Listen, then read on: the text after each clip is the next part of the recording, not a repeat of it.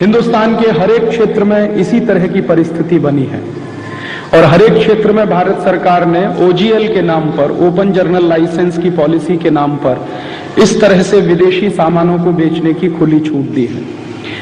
अभी तक हमारे देश में क्या हो रहा था कि जो वस्तुओं का विनिमय है या वस्तुओं का व्यापार है, उसमें भारत सरकार ने विदेशी कंपनियों को बुलाना शुरू किया था पिछले 7-8 वर्षों में उदारीकरण के नाम पर। अब अमेरिकन और यूरोपियन कंपनियां ये चाहती हैं कि वस्तुओं के साथ साथ सेवा के क्षेत्र में भी हमारा धंधा भारत में बढ़े और सेवा के क्षेत्र में भारत में अमेरिकन और यूरोपियन कंपनियों का धंधा बढ़ाने के लिए भारत के ऊपर अमेरिकन और यूरोपियन कंपनियों का दबाव आना शुरू हुआ है।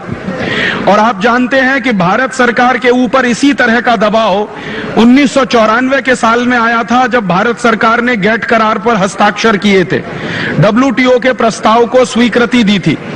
और उसी समय भारत सरकार के ऊपर यह दबाव था कि आपने वस्तुओं के क्षेत्र में तो बाजार को खोल दिया विदेशी कंपनियों के लिए, अब सेवा के क्षेत्र में भी बाजार को खोलिए विदेशी कंपनियों के लिए। तो भारत सरकार ने क्या किया, अमेरिका के इस दबाव में आकर, यूरोप के देशों के दबाव में आकर, अंतर्राष्ट्रीय मुद्रा कोष और विश्व बैंक जैसी कुख्यात संस्थाओं के दबाव में आकर हिंदुस्तान में एक मल्होत्रा कमेटी बनाई और मल्होत्रा कमेटी को यह जिम्मेदारी दी गई कि सेवाओं के क्षेत्र में विदेशी कंपनियों को भारत में बुलाने के लिए हम दरवाजा खोलना चाहते हैं, अतः आप बीमा के क्षेत्र में विदेशी कंपनियों को कैसे बुलाया जाए और कौन से रास्ते से बुलाया जाए, उसके लिए रिपोर्ट तैयार करिए। मुझे बहुत दुख होता है ये कहकर कि मल्होत्रा जैसे व्यक्ति ने हिंदुस्तान में रहते हुए अमरीकी एजेंट की तरह से काम किया इस देश में,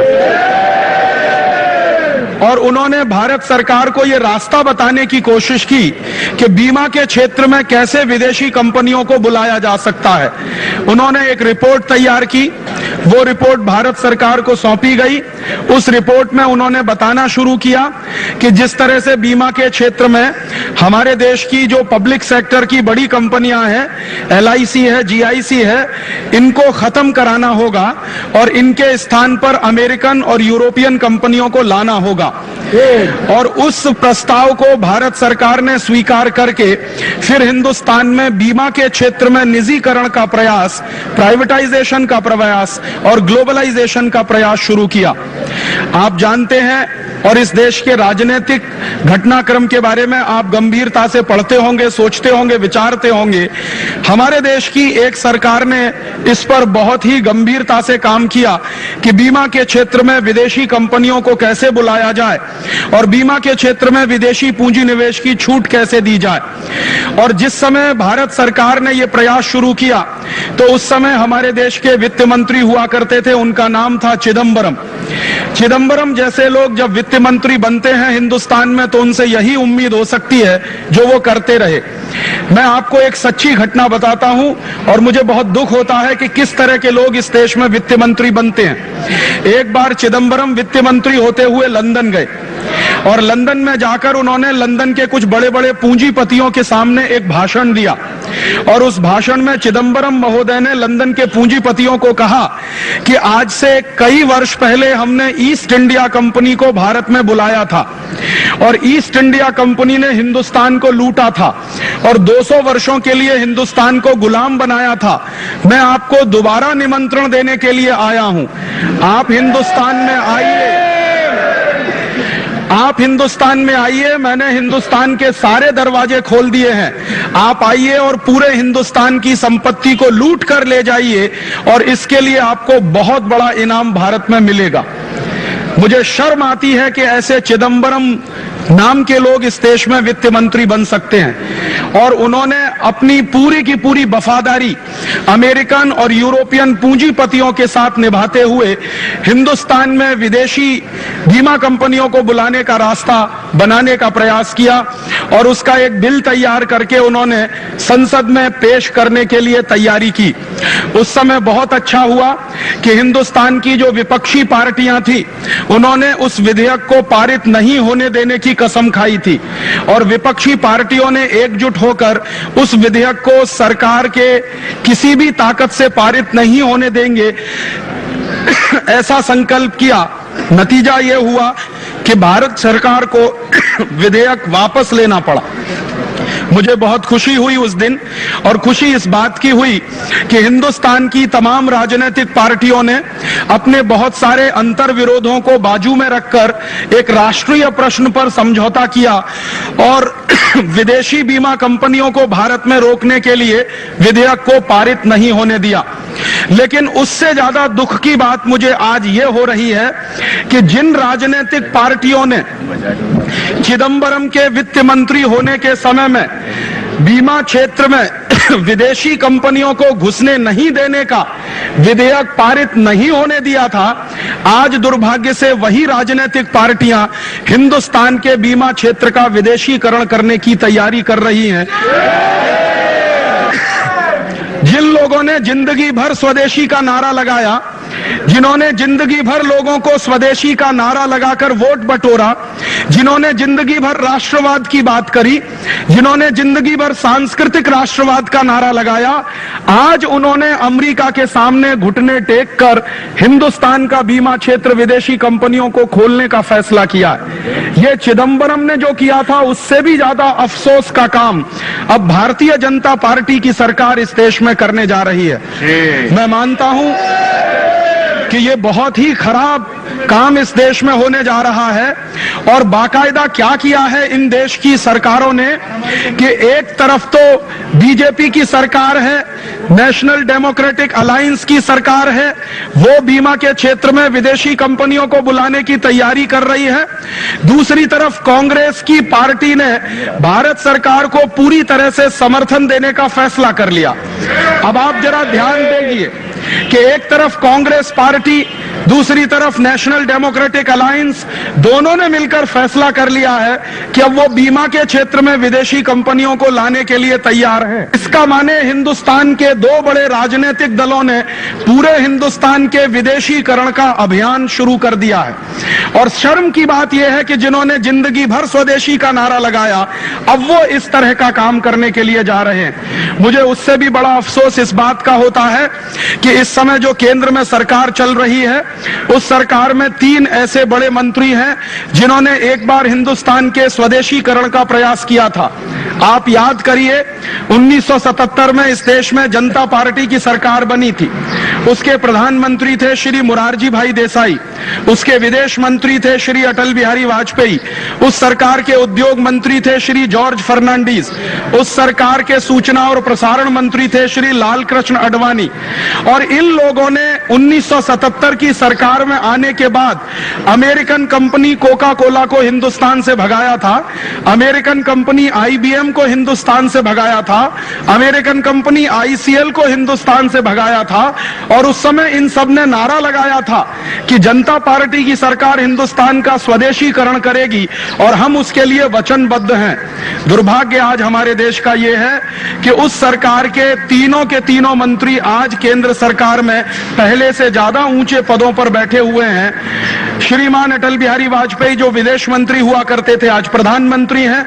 श्री लाल कृष्ण आडवाणी जो पहले सूचना और प्रसारण मंत्री हुआ करते थे, वो आज गृह मंत्री हैं। श्री जॉर्ज फर्नांडीज जो पहले उद्योग मंत्री हुआ करते थे, आज रक्षा मंत्री हैं। तो मुझे ऐसा लगा कि इन तीनों का प्रमोशन हुआ है, और प्रमोशन होने के बाद मुझे ऐसा लगा कि ये हिंदुस्तान का स्वदेशीकरण और तेजी के साथ करेंगे।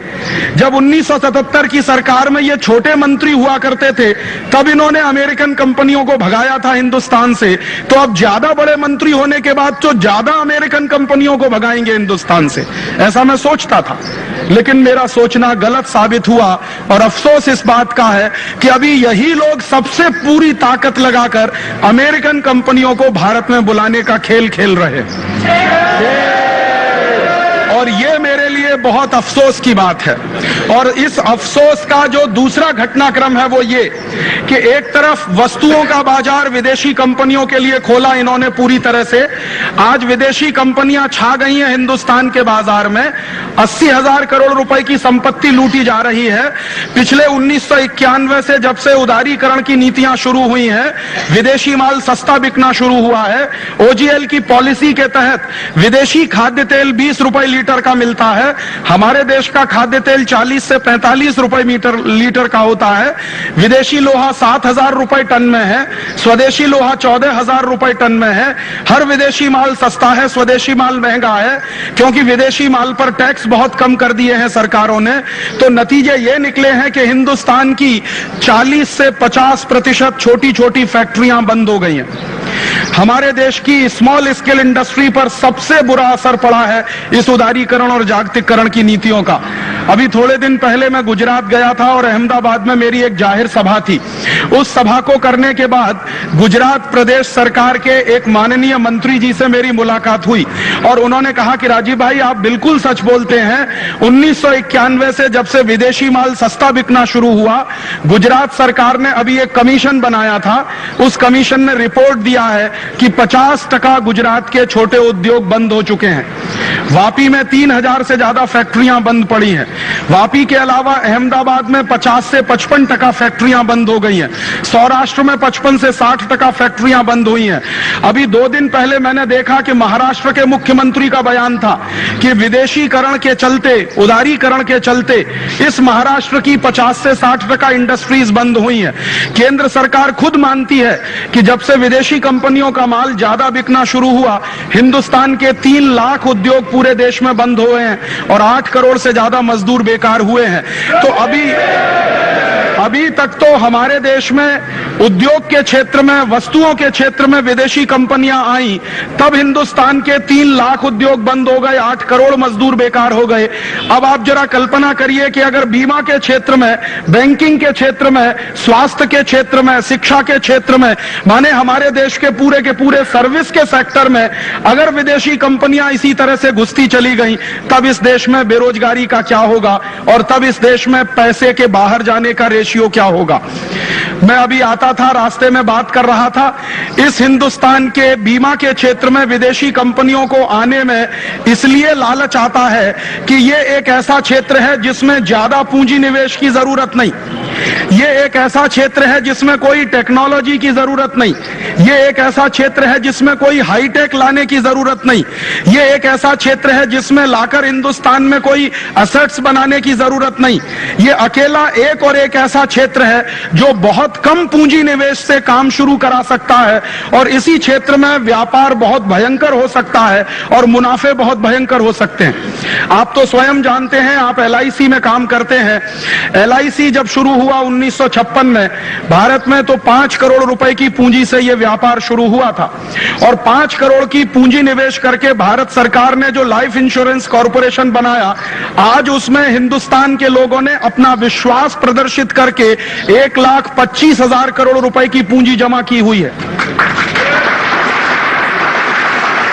इस बात का अर्थ जरा गहराई से समझिए कि जो व्यापार हमारे देश में 5 करोड़ रुपए से शुरू हुआ, माने 5 करोड़ रुपए के इनिशियल पेड अप कैपिटल पर LIC का काम शुरू हुआ और आज उस LIC के पास फंड्स के रूप में हिंदुस्तान के लोगों ने अपना विश्वास प्रदर्शित करते हुए 1,25,000 करोड़ रुपए दे रखा है जो आपके पास जमा है। इसका अर्थ यह है कि हिंदुस्तान के लोगों के मन में बचत करने की बड़ी भारी मन में संकल्प शक्ति है। ये इस बात का प्रमाण है कि हिंदुस्तानी आदमी बचत करता है और अपने किए गए खून पसीने की कमाई के बचत को आपके पास रखता है। और आप भी क्या करते हैं, क्योंकि आप इस राष्ट्र के लिए बने हैं और ये राष्ट्र आपका है, आप इस राष्ट्र के हैं, तो आपके पास जो इस तरह की बचत आती है वो आप हिंदुस्तान के ही विकास के काम में लगाते हैं। मैं देख रहा था कि इसी LIC ने हिंदुस्तान के विकास के काम में विद्युत के क्षेत्र में 10,000 करोड़ रुपए का निवेश किया है और इसी तरह से पानी के क्षेत्र में, माने हिंदुस्तान के लोगों को पीने का पानी उपलब्ध हो उसके लिए 10-12 हजार करोड़ रुपए का पूंजी निवेश, गृह के काम के लिए, हाउसिंग के काम के लिए। मैं कुल मिलाकर देख रहा था कि हिंदुस्तान की सामाजिक सेवाओं को बढ़ाने के लिए LIC ने लगभग 25 से 30 हजार करोड़ रुपए का इन्वेस्टमेंट अभी तक किया। माने लोगों की कुल जमा पूंजी आपके पास 1.25 लाख करोड़ है, और वही जो पूंजी लोग जमा करते हैं उसी में से आपने अब तक लगभग 30,000 करोड़ रुपए का इन्वेस्टमेंट किया है, जो देश के लोगों को सुविधाएं देने के लिए है, उनको बिजली की सुविधाएं देने के लिए, पानी की सुविधाएं देने के लिए। इसका माने ये है कि LIC जैसी कंपनियां या GIC जैसी कंपनियां या सर्विस सेक्टर की हिंदुस्तानी कंपनियां इसी देश के विकास के काम में अपना पैसा लगाती हैं। और मैंने ये भी जाना और मुझे बहुत खुशी हुई कि आप जितना मुनाफा कमाते हैं उसमें से सिर्फ 5% भारत सरकार को जाता है, 95% मुनाफा आपके जो पॉलिसी धारक हैं उन्हीं में बट जाता है। तो जो कंपनियां 95% अपने मुनाफे का पूंजी धारकों में बंटवारा करती हों, ऐसी कंपनियों के क्षेत्र में अगर विदेशियों को घुसाया जाएगा तो आप सोचिए कि क्या होगा इस देश का। जो मुझे सबसे बड़ी चिंता होती है कि बीमा के क्षेत्र में अगर विदेशी कंपनियों को घुसाया भारत सरकार ने, तो हमारे देश की जनता की ये खून पसीने की कमाई की जो पूंजी है, जिसको हम डोमेस्टिक सेविंग्स कहते हैं, ये डोमेस्टिक सेविंग्स हिंदुस्तान के लोगों की जो आपके पास रखी हुई है, दुर्भाग्य से ये सारी की सारी डोमेस्टिक सेविंग्स अगर विदेशियों के हाथ में चली गई, तब हिंदुस्तान के विकास के लिए पैसा कहां से आएगा। आप जानते हैं कि दुनिया के जिन देशों ने भी सच्चा विकास किया है वो अपने देश की घरेलू बचत को ध्यान में रखकर किया है। आप दुनिया के किसी भी विकसित देश का उदाहरण लीजिए, जैसे चीन का उदाहरण लीजिए। चीन ने आज तक 50 साल में जितनी भी तरक्की की है, उस तरक्की में सबसे बड़ा योगदान चीन के लोगों के घरेलू बचत का रहा है, डोमेस्टिक सेविंग्स का रहा है। आज दुनिया में अगर कोई एक और एक देश ऐसा है जहां पर डोमेस्टिक सेविंग्स सबसे ज्यादा है, तो उसका नाम है चीन। चीन का एक साल का जो सारा का सारा GDP होता है, जो ग्रॉस डोमेस्टिक प्रोडक्ट का सारा उनका वैल्यू होता है, उसका 36% वहां सेविंग्स होती हैं। तो चूंकि उन्होंने अपने जो उत्पादन हो रहा है पूरे राष्ट्र में चीन के, वहां की उत्पादन के 36% तक के स्तर तक उन्होंने घरेलू बचत बनाई है, और उस बचत ने चीन का विकास करने में महत्वपूर्ण भूमिका निभाई है। तो हम हिंदुस्तानी लोगों को यह बात गंभीरता से समझनी चाहिए कि कल को हमें भी अगर स्वावलंबी विकास करना हो, स्वदेशी आधारित विकास करना हो, तो यही घरेलू बचत है जो हमारे देश के काम में आ सकती है। कोई विदेशी कंपनी हमारा विकास करने के लिए नहीं आ सकती। हम हमारी पूंजी से ही अपने देश का विकास कर सकते हैं। आप जान लीजिए, दुनिया भर का नियम है कि आपका घर बनाने के लिए कोई विदेशी नहीं आएगा। आपको अपना घर बनाना है तो अपने अभिक्रम से, अपनी ताकत से बनाना होगा। ये विदेशी कंपनियां जो आएंगी वो भारत का विकास करने के लिए नहीं आएंगी। ये विदेशी कंपनियां आएंगी वो भारत से संपत्ति लूट कर ले जाने के लिए आएंगी। वो भारत का विकास करने नहीं आएंगे, वो अपना विकास करने के लिए इस देश में आएंगे। और उनको दिखाई दे रहा है कि यह बीमा का क्षेत्र इतना लाभ देने वाला क्षेत्र है कि बहुत कम पूंजी निवेश पर इसमें इतना भयंकर मुनाफा हो सकता है। आज LIC का कुल मुनाफा साल का 30-35 हजार करोड़ रुपए के आसपास है। तो अमेरिकन कंपनियों को यह दिखाई दे रहा है कि 5 करोड़ रुपए के पूंजी निवेश से LIC नाम की कंपनी हिंदुस्तान में 40 साल के अंदर अगर 30-35 हजार करोड़ रुपए का कुल मुनाफा कमा सकती है, कुल आय अपनी दिखा सकती है, तो अमेरिकन कंपनियां इस क्षेत्र में अगर घुस गई तो कितने हजार करोड़ रुपए का मुनाफा उनको हो सकता है। इस दृष्टि से अमेरिकन और यूरोपियन कंपनियां हिंदुस्तान में घुसना चाहती हैं। और दुख मुझे इस बात का है कि हमारे ही देश के नेता उनको इस काम में मदद कर रहे हैं और हिंदुस्तान में घुसाने के लिए रास्ता बनाने जा रहे हैं, और संसद में एक ऐसा विधेयक लेने जा रहे हैं जो विधेयक के आधार पर हिंदुस्तान में विदेशी बीमा कंपनियों के लिए रास्ता खुलेगा और विदेशी लूट का एक नया अध्याय इस देश में और बड़े पैमाने पर शुरू हो जाएगा। इसलिए यह गंभीर बात है हम सबको सोचने के लिए। और मुझे यह लगता है कि आज हमने अगर पूरी ताकत लगाकर इस तरह की चीजों को नहीं रोका तो कल जानते हैं क्या होगा। आज वो बीमा के क्षेत्र में घुस रहे हैं, कल बैंकों के क्षेत्र में घुसेंगे, फिर शिक्षा के क्षेत्र में घुसेंगे, फिर स्वास्थ्य के क्षेत्र में घुसेंगे, फिर दुकानदारी के क्षेत्र में भी घुस जाएंगे, फिर छोटी मोटी जितनी सेवाएं हिंदुस्तान में है सब में विदेशी घुस जाएंगे। एक तरफ तो पूंजी के क्षेत्र में घुस चुके हैं, वो शेयर बाजार में तो घुस ही चुके हैं विदेशी, अब सेवा के क्षेत्र में घुसने की तैयारी है, वस्तुओं के क्षेत्र में सरकार उनको घुसा ही रही है। और मुझे जो दुख होता है ये जानते हुए कि अगर ये सारे के सारे क्षेत्र विदेशियों के हाथ में ही चले जाएंगे तो हम हिंदुस्तानियों को फिर क्या करने के लिए बचेगा। ये हम सबके लिए एक गंभीर प्रश्न है और ये हमारे अस्तित्व से जुड़ा हुआ प्रश्न है, ये हमारे हिंदुस्तान के अस्तित्व से जुड़ा हुआ प्रश्न है, राष्ट्र की अस्मिता के साथ जुड़ा हुआ सवाल है, राष्ट्र की आर्थिक आजादी के साथ जुड़ा हुआ सवाल है, राष्ट्र की संप्रभुता के साथ जुड़ा हुआ सवाल है। मैं बहुत बार इन नेताओं से मिलता रहता हूं और कभी कभी मैं इनसे पूछता हूं कि आप जब कुर्सी पर नहीं होते हैं तब बड़ी बड़ी बातें करते हैं और कुर्सी पर बैठते ही आपकी हवा क्यों निकल जाती है, आप ये उल्टे काम करना क्यों शुरू करते हैं। तो अक्सर ये नेता आप मुझको क्या जवाब देते हैं, वो कहते हैं राजीव भाई आप तो जानते ही हैं कि पुरानी सरकारों ने बहुत सारे समझौते कर रखे हैं, 1994 की सरकार ने गेट करार का समझौता कर दिया, अब हमारी मजबूरी ये है कि हमें वही समझौता हिंदुस्तान में आगे बढ़ाना है। और मैं फिर उनको एक सवाल और पूछता हूं कि अच्छा अगर यही बात है कि पुरानी सरकार ने एक समझौता किया जिसका नाम गेट करार का समझौता या डंकल प्रस्ताव या WTO का एग्रीमेंट, और हम मानते हैं कि वो गलत समझौता था और आप भी उसी गलत समझौते को आगे बढ़ा रहे हो, तो आप में और पुरानी सरकार में फर्क क्या? क्या हम आपको इसलिए लेकर आए थे वोट देकर कि आप भी वही गलती करना जो पुरानी सरकार कर रही थी? पुरानी सरकार ने अगर हिंदुस्तान को खड्डे में फेंका तो आप उसको खड्डे से निकाल के खाई में फेंकना चाहते हो। हम एक सरकार लाते हैं, वो गलतियां करती है, उसको हटाते हैं, दूसरी सरकार लाते हैं, अब दूसरी सरकार भी वही गलती करे जो पुरानी सरकार करती है, तो ये सरकार बदलने का नाटक क्यों करते हो? तुम सब मिलकर एक ही खानदान क्यों नहीं बना लेते?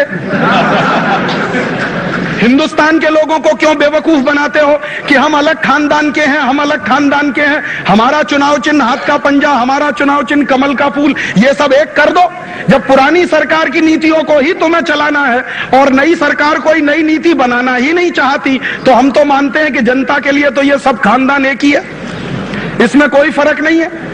और अगर आपकी नीतियों में फर्क नहीं है तो जब आप वोट मांगने जाते हो तो क्यों बोलते हो फलानी पार्टी बेकार है, मेरी पार्टी बहुत अच्छी है? कहो कि हम सब पार्टी वाले एक ही थाली के चट्टे बट्टे हैं, जो वो करते हैं वो हम करने वाले हैं। अब आपकी हिम्मत हो तो वोट दीजिए, वरना मत दीजिए।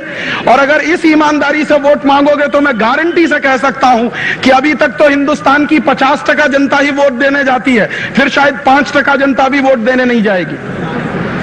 लेकिन ये ऐसा नहीं करते, ये जब चुनाव लड़ते हैं तो बड़े बड़े वायदे करते हैं आपसे और बड़े बड़े सपने दिखाते हैं आपको और ऐसे ऐसे मुद्दे उठाते हैं जिनका मुझसे और आपसे कुछ लेना देना नहीं।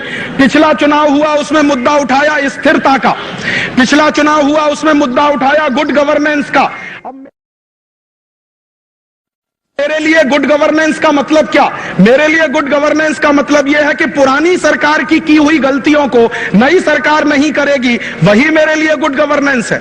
अगर पुरानी सरकार ने विदेशी कंपनियों को बुलाकर हिंदुस्तान के बाजार को खोला, हिंदुस्तान के 3 लाख उद्योग उसमें बंद हो गए, 8 करोड़ मजदूर बेकार हो गए, तो गुड गवर्नेंस का मतलब क्या होगा कि नई सरकार आएगी, वो 3 लाख बंद पड़े हुए उद्योगों को नया खुलवाएगी और 8 करोड़ जो बेकार हुए हैं उनको नया काम दिलवाएगी। तब तो मैं समझता हूं कि गुड गवर्नेंस हुई। अब नई सरकार आकर बोलती है कि पुरानी सरकार ने तो 3 लाख उद्योग बंद कराए थे, हम 6 लाख और कराएंगे। तो यह गुड गवर्नेंस हुआ कि बैड गवर्नेंस हुआ?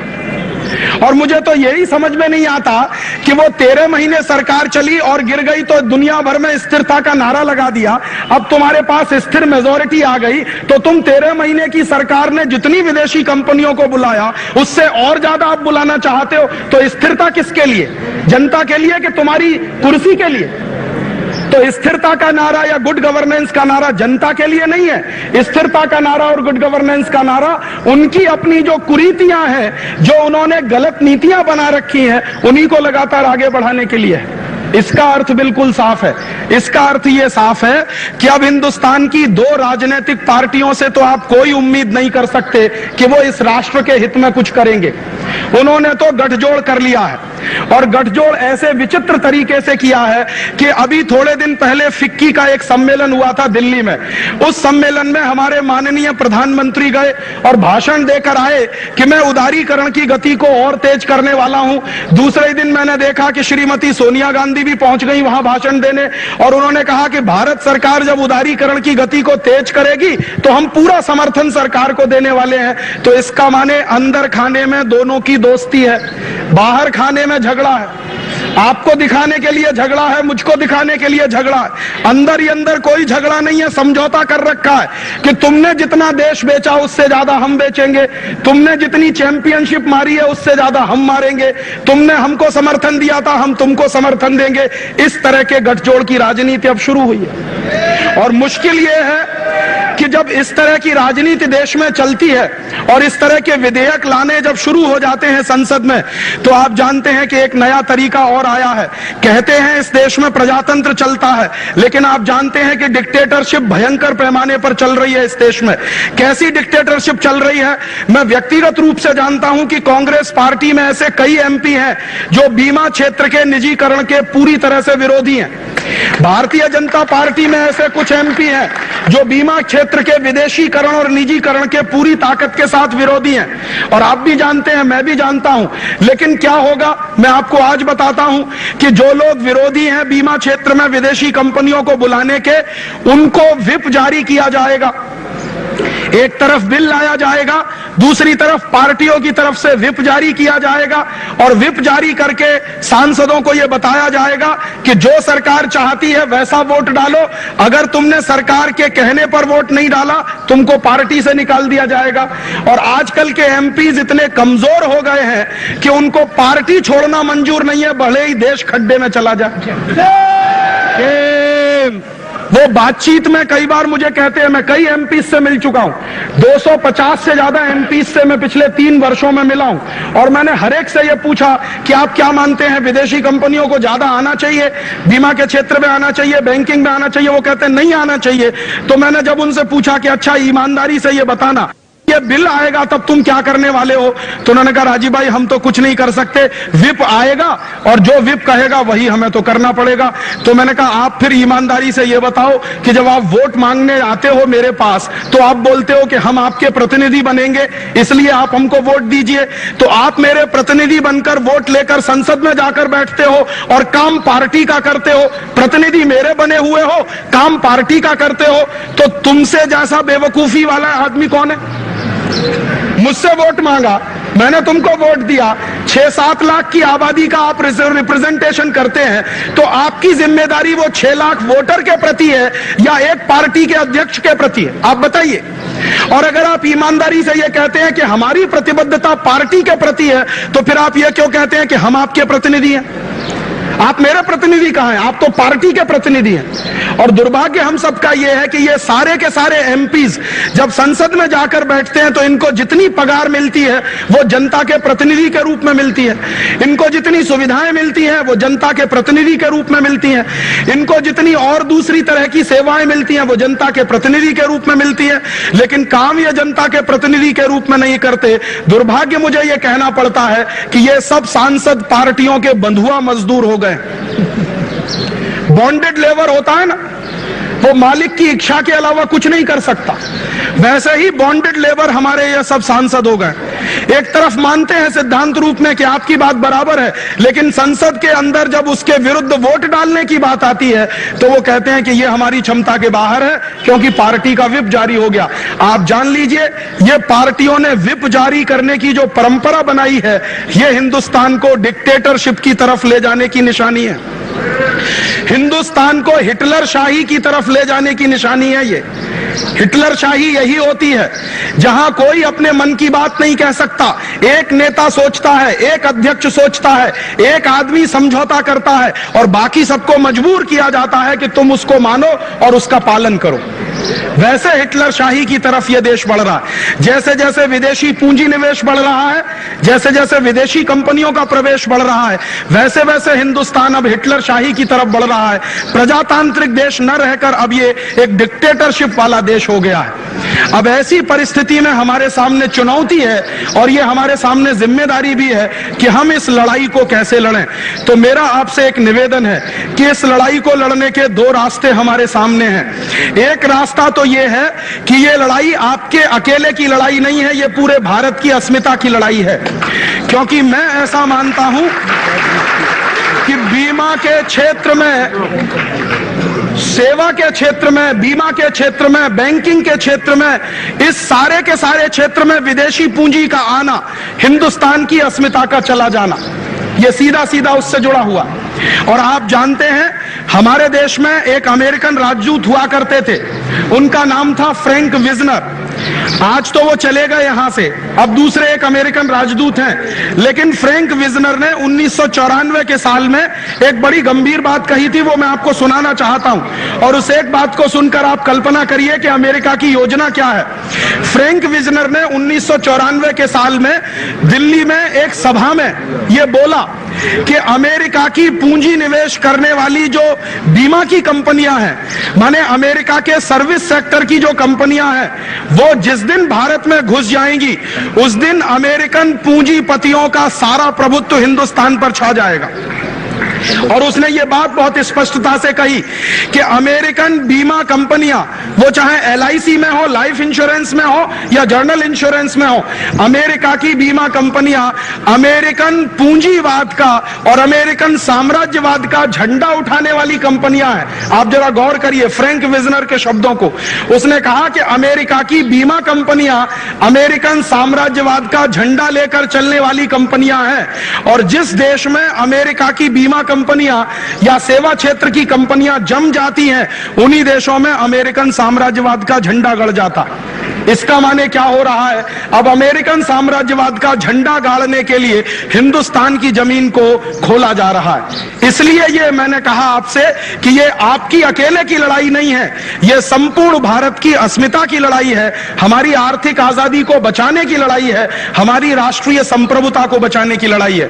और अगर ये लड़ाई हिंदुस्तान की अस्मिता की लड़ाई है तो ये आपकी अकेले की नहीं, हिंदुस्तान के करोड़ों लोगों की, प्रजा की जिम्मेदारी है कि वो इस क्षेत्र को बचाने के लिए पूरी ताकत से संघर्ष करें।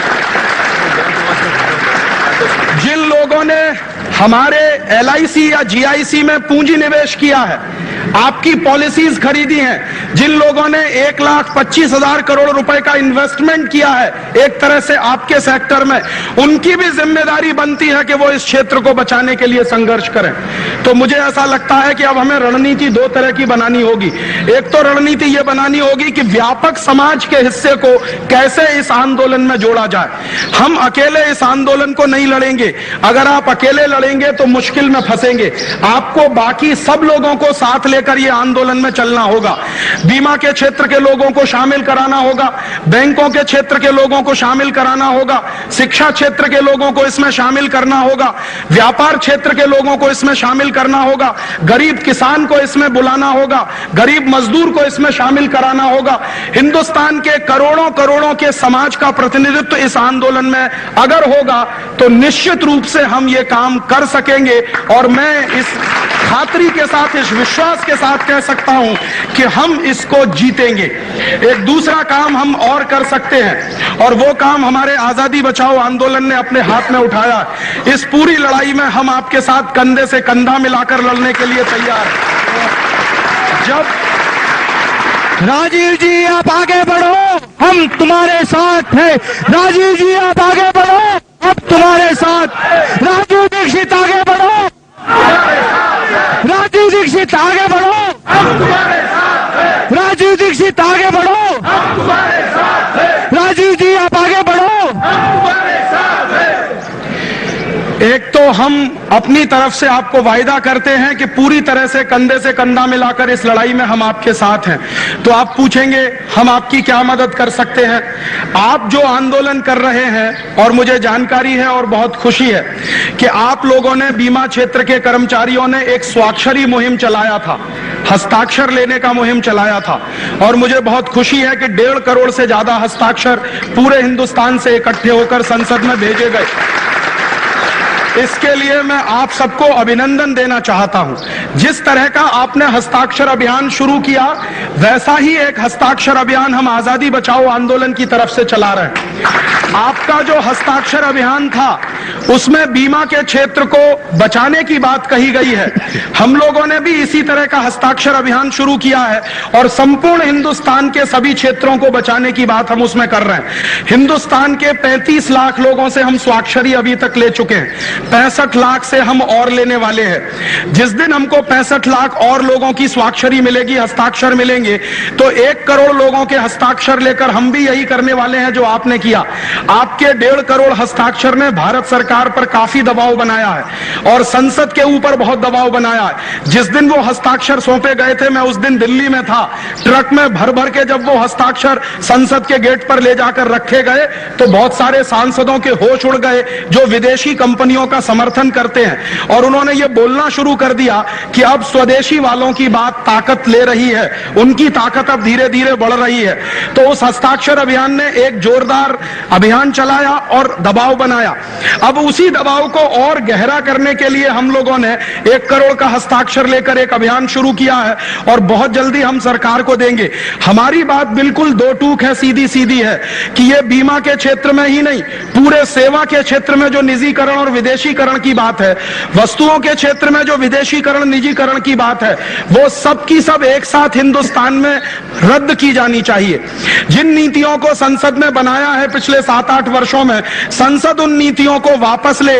ये हिंदुस्तान के 1 करोड़ लोगों का जनादेश है। हम ये भाषा बोलने वाले हैं। जो लोग अपना हस्ताक्षर दे रहे हैं, स्वाक्षरी दे रहे हैं, वो सरकार को जनादेश दे रहे हैं, क्योंकि हम सरकार के मालिक हैं, सरकार हमारी नौकर है। हमारे दिए गए वोट पर सरकार बनती है, माने हम मालिक हैं, सरकार नौकर है। तो नौकर बिना मालिक की अनुमति के कोई काम नहीं कर सकता। और अगर ऐसा नौकर कोई आ जाए जो मालिक की अनुमति के बिना काम करता है, तो कान पकड़ के ऐसे नौकर को बाहर निकाल दिया जाता है, आप जानते हैं। तो वो 1 करोड़ लोगों के हस्ताक्षर लेकर हम संसद में जाएंगे, सरकार को समझाएंगे। सरकार ने हमारी बात समझी तो बहुत अच्छा, नहीं समझी तो वो 1 करोड़ लोगों का हस्ताक्षर लेकर हम सुप्रीम कोर्ट जाएंगे और ऐसे जितने भी विधेयक पारित होंगे उनके खिलाफ स्टे लेकर आएंगे। आप जानते हैं कि भारत सरकार कोई संविधान विरोधी समझौता नहीं कर सकती। भारत सरकार संविधान विरोधी कानून भी नहीं बना सकती।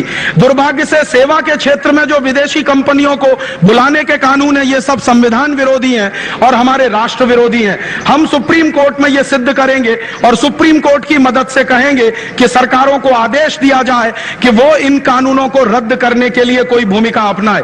अगर सुप्रीम कोर्ट को हमारी बात समझ में आती है, बहुत अच्छा, लेकिन अगर सुप्रीम कोर्ट को भी हमारी बात समझ में नहीं आती, तो एक आखिरी हथियार हमारे पास बचेगा और वो होगा संपूर्ण बगावत का और पूरी की पूरी क्रांति का। तब शायद इस देश में व्यवस्था परिवर्तन की बात करनी पड़ेगी। और उसके लिए रास्ते क्या होंगे? एक तरफ तो हिंदुस्तान के लोगों में जनमत बनाना होगा, गांव-गांव जाना होगा, लोगों को समझाना होगा कि ये बीमा के क्षेत्र में विदेशियों के आने से क्या नुकसान होगा, बैंकों में विदेशियों के आने से क्या नुकसान होगा, पूंजी के क्षेत्र में विदेशियों के आने से क्या नुकसान होगा। करोड़ों लोगों को ये बात जब समझ में आएगी तो वो आपके साथ इस लड़ाई में जुड़ते जाएंगे। और वो काम पिछले 8 वर्षों से हम बहुत खूबसूरती के साथ कर रहे हैं। आजादी बचाओ आंदोलन और हमारे साथ ऐसे 70 संगठन है देश में, वो गांव-गांव जा रहे हैं, लोगों को इस बात के लिए तैयार कर रहे हैं। और जिस दिन करोड़ों की संख्या में लोगों को यह बात समझ में आएगी, तो कोई समझौता दुनिया का टिकेगा नहीं, कोई WTO हिंदुस्तान में रहेगा नहीं, कोई IMF और वर्ल्ड बैंक की नीतियां इस देश में चलेंगी नहीं। क्योंकि मैं ऐसा मानता हूं कि दुनिया का कोई भी समझौता हो हमेशा इरिवर्सिबल नहीं होता। कोई भी समझौता हो वो रिवर्सिबल होता है। कई बार समझौते होते हैं दुनिया में और वो रद्द किए जाते हैं। ऐसा कुछ भी नहीं है कि 94 के साल में जो गेट करार का समझौता हो गया है वो इतना ताकतवर है कि रद्द ही ना हो सके। मैं आपको अभी बोलकर जा रहा हूं कि बहुत ज्यादा दिन नहीं, अगले 2-3 साल के अंदर ये WTO ही खलास होने जा रहा है और ये WTO के सारे समझौते रद्द होने जा रहे हैं। क्योंकि दुनिया भर के देशों में ये हंगामा शुरू हो गया है। सिएटल की मीटिंग कल से शुरू हो रही है और उस सिएटल की मीटिंग में दुनिया भर के 50,000 से ज्यादा लोग पहुंचे हैं WTO का विरोध करने के लिए, विदेशी कंपनियों का विरोध करने के लिए। एक बाजू में सरकारी प्रतिनिधि पहुंच रहे हैं, दूसरे बाजू में हजारों लोग दुनिया भर के पहुंच रहे हैं। उसमें आजादी बचाओ आंदोलन के प्रतिनिधि भी जा रहे हैं कल सिएटल, या आज रात को रवाना हो रहे हैं वो दिल्ली से। तो ये दुनिया भर के लोगों में अब ये चर्चा शुरू हो गई है। मजदूर, किसान, गरीब आदमी जो भुखमरी का शिकार है, जिसको 2 जून खाने को रोटी नहीं मिलती है, साधारण किस्म का व्यक्ति है, वो जान गया है कि इन विदेशी कंपनियों से उनका कोई भला नहीं हो सकता। अगर उसका भला होगा तो अपने देश के लोगों के द्वारा होगा, अपनी पूंजी के द्वारा होगा, अपनी अभिक्रम के द्वारा होगा, अपनी संस्कृति और सभ्यता के द्वारा होगा। तो एक बाजू में सरकारी लड़ाई लड़नी है सरकार के स्तर पर, दूसरे बाजू में जनता को मोबिलाइज करना है, और तीसरे बाजू में दुनिया भर के लोगों को मोबिलाइज करना है जो WTO के खिलाफ है, जो वर्ल्ड बैंक के खिलाफ है, जो IMF के खिलाफ है। 3 स्तर की लड़ाई ये लड़नी है, और इस लड़ाई में हम सब एक साथ मिलकर अगर लगेंगे, कंधे से कंधा मिलाकर, तो जरूर ये लड़ाई में हम जीतेंगे और कामयाब होंगे। मैं आपसे एक आखिरी निवेदन करना चाहता हूं कि जब कोई लड़ाई लड़ते हैं तो संकल्प करते हैं। बिना संकल्प के दुनिया में कोई लड़ाई जीती नहीं जाती। अधूरे संकल्पों से लड़ी गई कोई भी लड़ाई दुनिया में कभी सफल नहीं हुई है। लेकिन छोटे छोटे संकल्पों से जब लोगों ने काम शुरू किए हैं तो बड़े बड़े काम उसमें हो गए हैं। हिंदुस्तान में दुनिया भर के इतिहास का अगर आप अध्ययन करें और आप पाएंगे कि जिन जिन देशों में क्रांतियां हुई हैं वो संकल्प लेने वाले लोगों के कमिटमेंट के कारण हुई हैं। अगर हम भी ऐसा कोई संकल्प करेंगे अपने राष्ट्र के लिए, अपने सभ्यता के लिए, अपने समाज के लिए, अपने लोगों के लिए, तो जरूर हम उस संकल्प को धारण करके उस लड़ाई को जीत सकते हैं। तो मैं आपसे एक निवेदन करने आया कि ये लड़ाई अमेरिकन पूंजीवाद के खिलाफ है, ये लड़ाई अमेरिकन साम्राज्यवाद के खिलाफ है, ये लड़ाई यूरोपियन पूंजीवाद और यूरोपियन साम्राज्यवाद के खिलाफ है, ये लड़ाई विदेशी कंपनियों के साम्राज्यवाद के खिलाफ है। तो इस लड़ाई में अगर हम सब लोग ईमानदारी से शामिल होते हैं तो मेरा निवेदन है कि आप लोग कोई भी अपने व्यक्तिगत जीवन में ऐसा काम ना करें जिससे अमेरिकन पूंजीवाद मजबूत हो, अमेरिकन साम्राज्यवाद मजबूत हो, यूरोपियन पूंजीवाद मजबूत हो, यूरोपियन साम्राज्यवाद मजबूत हो। तो आप पूछेंगे राजीव भाई उसके लिए क्या करें? जो अमेरिकन कंपनियां भारत में घुसना चाहती हैं या घुस चुकी हैं और हिंदुस्तान की लूट कर रही हैं, उन सब अमेरिकन और यूरोपियन कंपनियों का पूरी ताकत से बहिष्कार करना होगा। हमें गांव-गांव के लोगों को उसके बहिष्कार के लिए तैयार कराना होगा। तो आप पूछेंगे वो क्या करें? मेरा आपसे निवेदन है कि ये लड़ाई आज से अगर शुरू मानते हैं आप, तो आज से अमेरिकन कंपनियों का सामान खरीदना बंद करिए, यूरोपियन कंपनियों का सामान खरीदना बंद करिए, और आप ऐसा संकल्प करिए कि अपने जीवन में कभी भी पेप्सी कोला पिएंगे नहीं, कोका कोला पिएंगे नहीं, थम्स अप पिएंगे नहीं, लिम्का, सिट्रा, मिरिंडा, मैंगो फ्रूटी पिएंगे नहीं, कॉलगेट जैसी कंपनियों का सामान इस्तेमाल करेंगे नहीं, Hindustan Lever, Procter and Gamble जैसी कंपनियों का सामान खरीदेंगे नहीं। इन सारी विदेशी कंपनियों का अगर हम बहिष्कार करेंगे तो सारे देश में बहिष्कार का एक आंदोलन बनेगा। और जानते हैं वो किस दिन आपके काम आएगा?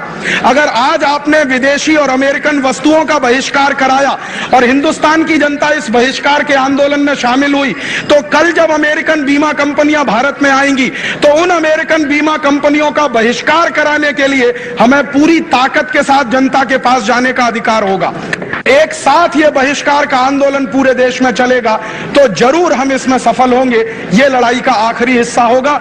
मैं आपसे यही निवेदन करने आया था, और निवेदन के साथ साथ एक विनम्रता के साथ अनुमान आग्रह करने आया कि आपने ये लड़ाई अगर शुरू की है तो इसको जारी रखिए, किसी भी कदम पर इस लड़ाई को कमजोर मत होने दीजिए।